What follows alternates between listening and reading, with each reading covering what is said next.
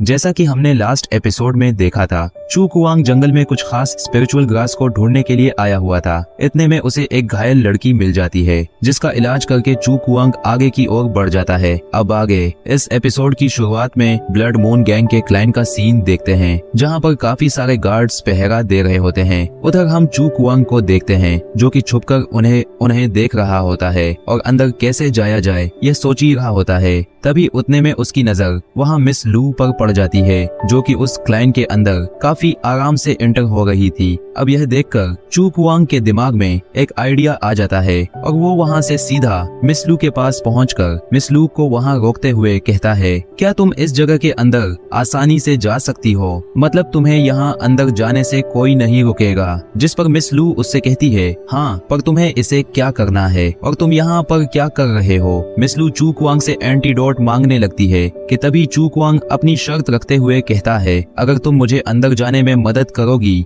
तो मैं तुम्हें एंटीडोट दे दूंगा। मगर मिस लू उसे कहती है, मैं तुम्हें सपने में भी अंदर नहीं ले जाऊंगी। इस पर चू कुआंग कहता है, फिर मैं तुम्हें एंटीडोट भी नहीं देने वाला। अब मिस लू भी क्या कर सकती थी, और ना चाहकर भी मिस लू को चू कुआंग को अपने साथ अंदर ले जाना पड़ता है। अब चू कुआंग ब्लड क्लाइंट की मेन हॉल के अंदर आ जाता है, जहाँ पर गार्ड होते हैं और उसको देखकर बातें कहने लगते हैं कि यह तो वही चू फैमिली का यूजलेस यंग मास्टर चू कुआंग है ना। आखिर ये यहाँ क्या करने आया है? वो लोग कहते हैं, आखिर कौन जाने ये यहाँ किस लिए आया है। चू कुआंग आगे की तरफ बढ़ रहा था, तभी चू कुआंग की नजर वहाँ लीडर के ऊपर जाती है, जहाँ वो उसके हाथों पर एक टैटू बना हुआ देखकर अपने मन में कहता है कि मुझे लगता है ये कोई टैटू नहीं है, बल्कि यह तो एक सिल मार्क है। पर यह बात तो यहाँ किसी को भी पता नहीं, बल्कि सभी लोग इस सिल मार्क को हमेशा से ही एक टैटू समझ रहे हैं। जिसके बाद चू कुआंग उस लीडर के सामने आकर उन्हें ग्रीट करते हुए अपना इंट्रोडक्शन देता है और हमें उस लीडर को दिखाया जाता है, जिसका नाम जुईलिन होता है। तभी वहाँ वो लीडर कहता है, आखिर यहाँ चू फैमिली का ये यूजलेस यंग मास्टर क्यों आया है? और चू कुआंग को कहता है, आखिर तुम चू फैमिली वाले मेरे पास क्यों आए हैं? मगर चू कुआंग वो सब बातें ना बताते हुए उसके कर्ज के बारे में बातें करने लगता है और कहता है, इस कर्ज की वजह से तुम्हारे चारों ही मेरिडियन बंद हो चुके हैं ना। चू कुआंग की ऐसी बातें सुनकर उसके सैनिक आपस में बातें करने लगते हैं, जिसे देखकर चू कुआंग जुईलिन से कहता है, मैं चाहता हूँ कि हम लोग आपस में अकेले में बात करें। यह बात सुनकर जुईलिन ऐसा ही करता है और अपने सैनिकों को बाहर भेज देता है। मिस लू वहाँ से जाते हुए चू कुआंग से कहती है, मैं तुम्हारा बाहर ही वेट कर रही हूँ, वापस आते ही मुझे वो एंटीडोट दे देना। तभी अब सभी के जाने के बाद वो लीडर वहाँ चू कुआंग से कहता है कि आखिर तुम्हें कैसे पता चला कि मेरे ऊपर सिल मार्क लगा हुआ है और वो कोई टैटू नहीं? क्योंकि जहाँ तक मुझे पता है पूरे सियान टाउन में मुझे छोड़कर इसके बारे में किसी को भी नहीं पता।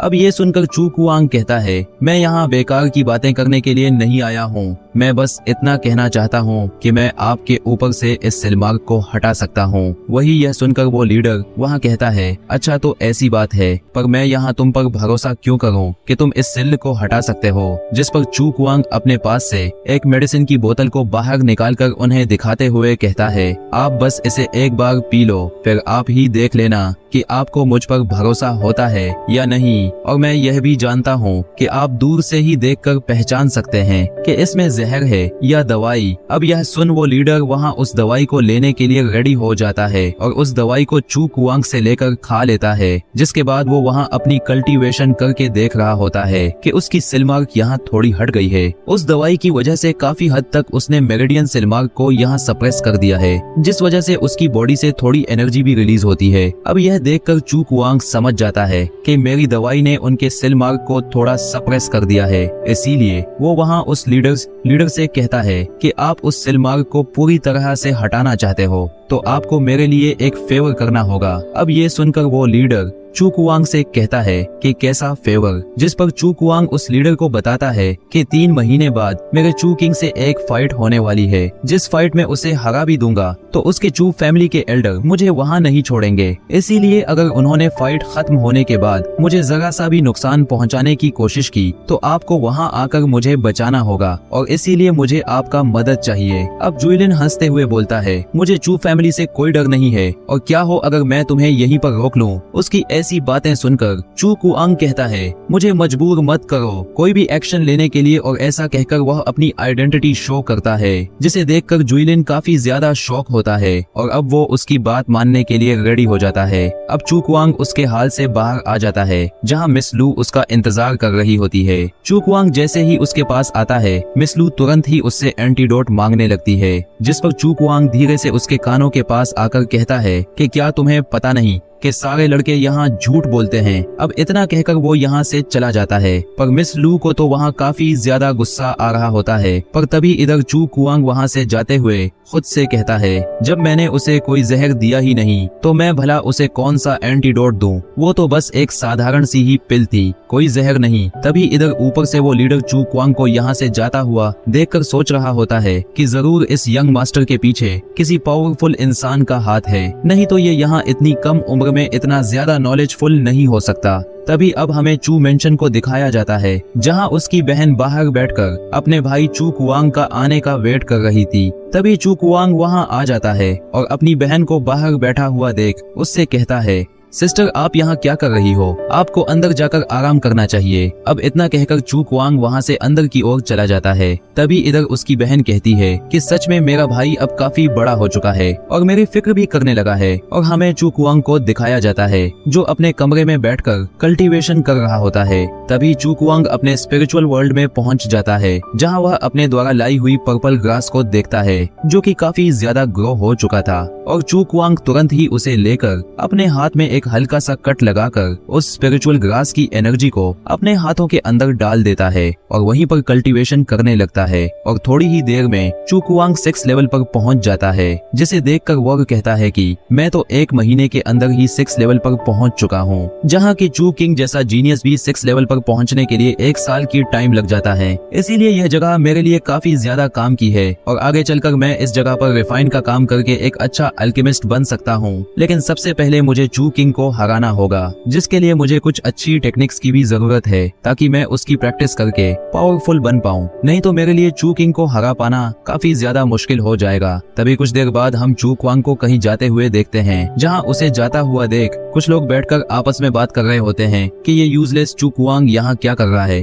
कहीं ये इधर उधर घूमकर अपना टाइम तो बर्बाद नहीं कर रहा है, इसकी फाइटिंग का टाइम तो आने वाला है, मगर ये आराम से इस तरह घूम रहा है। वही दूसरा वाला बंदा कहता है कि घूम लेने दो बेचारे को, वह सोच रहा होगा आखिर हारने के बाद ऐसे कहाँ घूम पाऊंगा। और सारे बंदे भी उसका मजाक उड़ाते हुए कहते हैं, जब तुम कल्टीवेशन नहीं कर सकते हो तो क्यों तुम मार्शल टेक्निक लेने जा रहे हो। यह बात सुनकर चू कुआंग उन लोगों को कोई रिप्लाई नहीं देता और सीधा ट्रेजर हाउस की ओर चला जाता है, जहां वो वहां रखी हुई टेक्निक स्क्रोल्स को देखने लगता है। पर वो तो बेसिक टेक्निक्स थी, लेकिन चू कुआंग को तो कुछ खास और रेयर टेक्निक्स की स्क्रोल चाहिए थी। इसीलिए वो वहां अपनी पावर का यूज करके उन खास टेक्निक स्क्रोल को ढूंढ लेता है, जिन्हें लेकर वो वहां के मास्टर के पास आ जाता है और कहता है, मुझे ये दोनों स्क्रोल चाहिए। जिस पर वो मास्टर कहता है, ये दोनों टेक्निक स्क्रोल्स तो अभी पूरी तरह से कंप्लीट नहीं हुई हैं, तो फिर तुम इन्हें ले जाकर क्या करोगे। बड़े बड़े एल्डर और मास्टर भी इस टेक्निक को यहाँ नहीं समझ पा रहे हैं, तो फिर तुम्हें कैसे समझ में आएगा। पर चू कुआंग कहता है, मुझे तो यही दोनों स्क्रोल चाहिए। चू कुआंग की ऐसी बातें सुनकर वो मास्टर कहता है कि ठीक है, मगर मुझे ये 6 महीने के अंदर वापस कर देना। ये बात सुनकर चू कुआंग उन दोनों टेक्निक को लेकर बाहर आ जाता है। तभी चुलियान भी अपने साथियों के साथ वहाँ आ जाता है, जो चू कुआंग का मजाक उड़ाते हुए कहता है, देखो तो जरा एक यूजलेस यंग मास्टर यहाँ उन टेक्निक्स को लेकर जा रहा है, जो कि कभी कल्टीवेट ही नहीं कर सकता, उसे भला ये टेक्निक्स क्या काम आएगा। इसीलिए चलो उन टेक्निक्स को तुम चुपचाप से मेरे हवाले कर दो। अब यह सुन चू कुआंग अपने मन में सोचता है, लगता है इसे पिछली बार मैंने थोड़ा कम मारा था। और चू कुआंग वहाँ उन लोगों को कहता है, अरे नहीं, मैं यहाँ भौंकने वाले कुत्तों पर ध्यान नहीं दे सकता। अब यह सुनकर चू यान को वहाँ काफी ज्यादा गुस्सा आ जाता है और गुस्से के साथ अपने लोगों से चू कुआंग पर अटैक करवा देता है। मगर चू कुआंग अपनी पावर का यूज करते हुए वहाँ पर रखे पत्थरों से उन सबको मार के दूर कर देता है। अब यह देखकर चुआन शॉक अवाक रह जाता है और कहता है ये तो यहाँ कल्टीवेट भी नहीं कर सकता है, तो फिर इसके पास इतनी ज्यादा पावर कहाँ से आ गई। वहीं तभी अब चू क्वांग उसे भी वहाँ एक जोरदार पंच दे मारता है और यहाँ से दूर फेंक देता है। वहीं पर चुआन कह रहा था तुम मुझे नहीं मार सकते, मैं चू किंग का भाई हूँ। अब यह बात सुनकर चू कुआंग उसे एक और जोर का पत्थर मारता है जिससे वहाँ से चुआन नीचे गिर जाता है। तभी आगे बढ़ते हुए अपने पैर से एक एनर्जी जनरेट करता है और चू यान को दूर पर फेंक देता है और इसी के साथ हमारा यह एपिसोड एंड होता है। इसका अगला एपिसोड भी जल्द अपलोड करने का कोशिश करूंगा, जिसे देखने के लिए चैनल को सब्सक्राइब करके नोटिफिकेशन को ऑल पर सेट कर लेना और हाँ, एक कमेंट जरूर करना। Thanks for watching.